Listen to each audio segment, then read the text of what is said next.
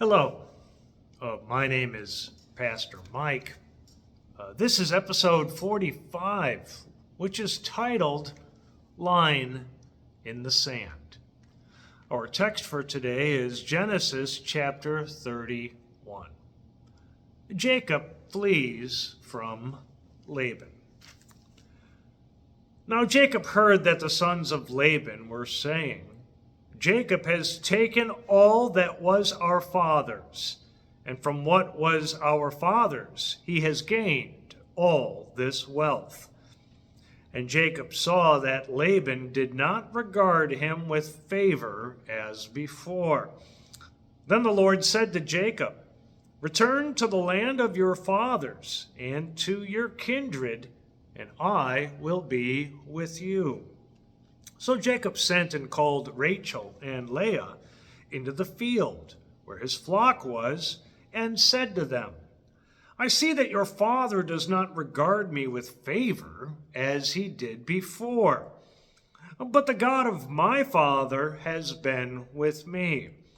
You know that I have served your father with all my strength, that your father has cheated me and changed my wages 10 times. But God did not permit him to harm me. If he said, The spotted shall be your wages, then all the flock bore spotted. And if he said, The striped shall be your wages, then all the flock bore striped. Thus God has taken away the livestock of your father and given them to me.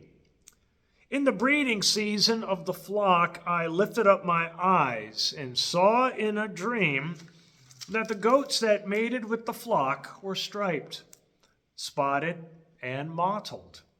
Then the angel of God said to me in a dream, Jacob. And I said, Here I am. And he said, Lift up your eyes and see.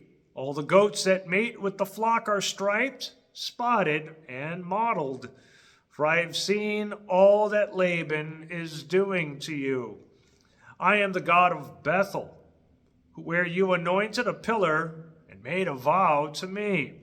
Now arise, go out from this land and return to the land of your kindred. Then Rachel and Leah answered and said to him, Is there any portion or inheritance left to us in our father's house? Are we not regarded by him as foreigners? For he has sold us, and he has indeed devoured our money. All the wealth that God has taken away from our father belongs to us and our children. But now then, whatever God has said to you, do. So Jacob arose and set his sons and his wives on camels. He drove away all his livestock, all his property that he had gained, the livestock of his possession that he had acquired in Paddan Aram, to go to the land of Canaan, to his father Isaac. Laban had gone to shear his sheep, and Rachel stole her father's household gods. And Jacob tricked Laban the Aramean by not telling him that he intended to flee.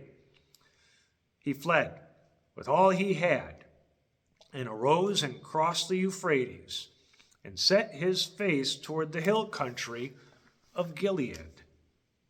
When it was told Laban on the 3rd day that Jacob had fled, he took his kinsmen with him and pursued him for 7 days, and followed close after him into the hill country of Gilead. But God came to Laban the Aramean in a dream by night, and said to him, Be careful not to say anything to Jacob, either good or bad. And Laban overtook Jacob. Now Jacob has pitched his tent in the hill country, and Laban with his kinsmen pitched tents in the hill country of Gilead. And Laban said to Jacob, What have you done that you have tricked me and driven away my daughters like captives of the sword? Why did you flee secretly and trick me? and did not tell me, so that I might have sent you away with mirth and songs, with tambourine and lyre? And why did you not permit me to kiss my sons and my daughters farewell? Now you have done foolishly. It is in my power to do you harm. But the God of your father spoke to me last night, saying, be careful not to say anything to Jacob, either good or bad. And now you have gone away because you longed greatly for your father's house. But why did you steal my gods? Jacob answered and said to Laban, because I was afraid, for I thought that you would take your daughters from me by force. Anyone with whom you find your gods shall not live. In the presence of our kinsmen, point out what I have that is yours, and take it. Now Jacob did not know that Rachel had stolen them.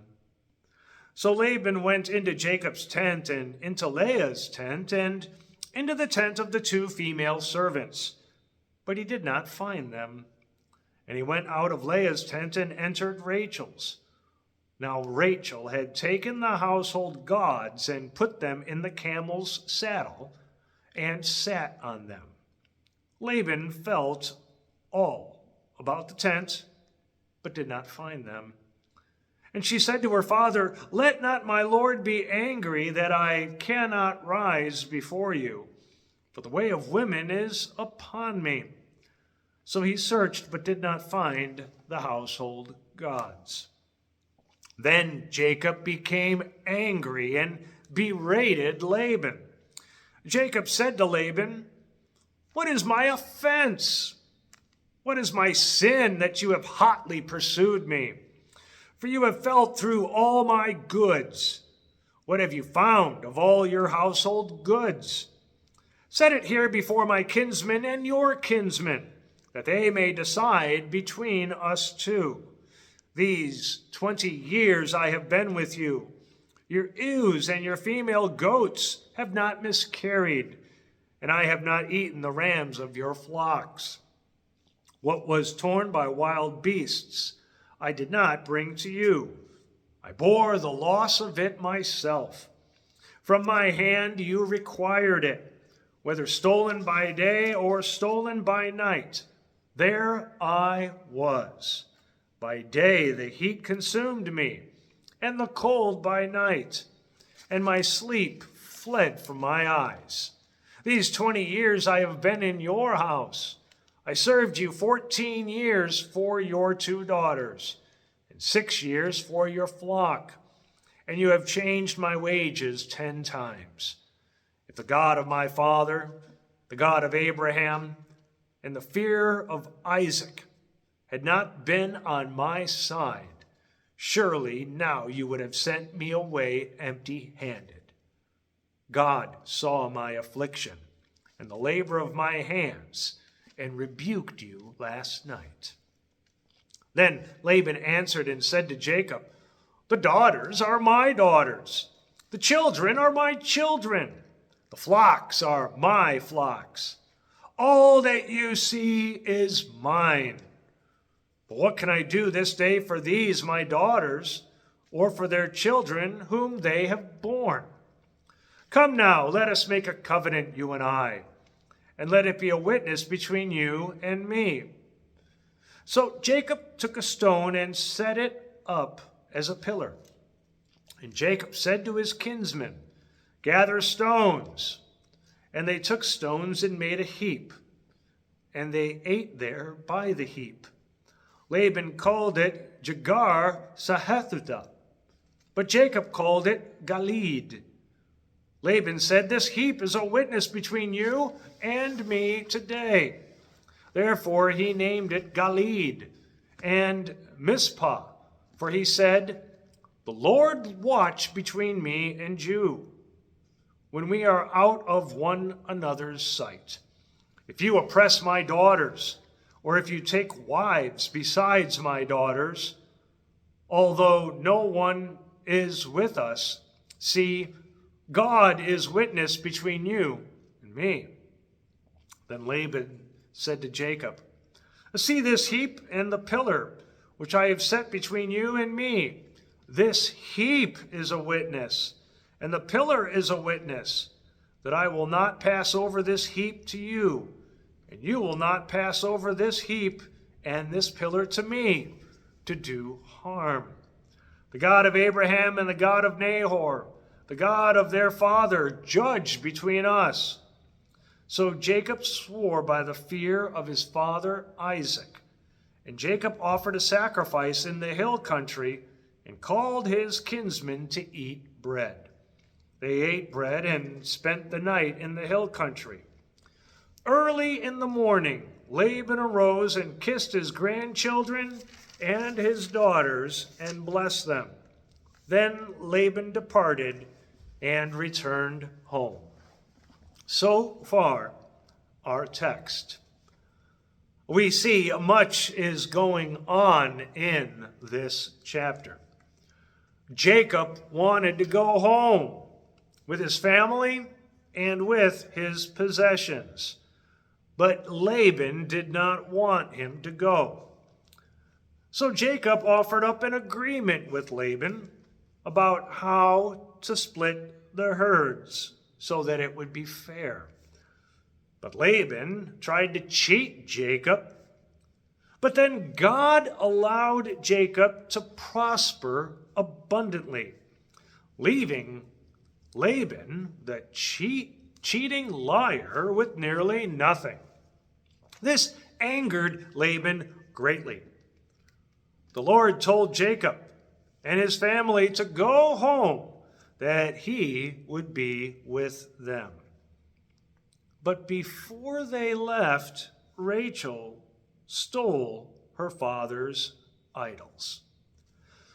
3 days later, once Laban discovered what had happened, he pursued Jacob, his family, and their possessions into the promised land. God appeared to Laban in a dream, telling him in so many words to calm down. Not long after that, Laban overtook Jacob and his family in the desert. And Laban accused them of many things, twisting the truth. Laban was so angry he wanted to fight Jacob for his daughters, the grandchildren, and their possessions. You could say that the line was drawn in the sand. How can an agreement be reached so that Jacob and Laban could be at peace with one another? God stepped in, and a covenant between them was reached, and they went their separate ways. What do we learn from this? In families, there is much fighting, much bickering, much animosity. When families or people cannot get along, sometimes it is better to walk away from those who are deceiving than war against them. Because there may never be a God-pleasing outcome with these kind of people. Sometimes on account of our sin, if we cannot be at peace with one another, then it is better for us to separate. What is the greater sin? To still be connected, to be close to someone who you hate, or to just leave so that you and they could experience some peace in your separation. In this fallen world of sin, of course, God wants us all to get along with one another, to be at peace with the people around you so much as it depends upon you. But some people, it is impossible to be at peace with them because they will never be satisfied.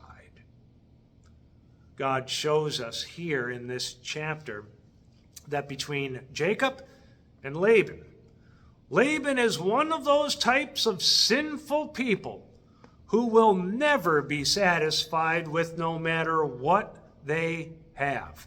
They always want more.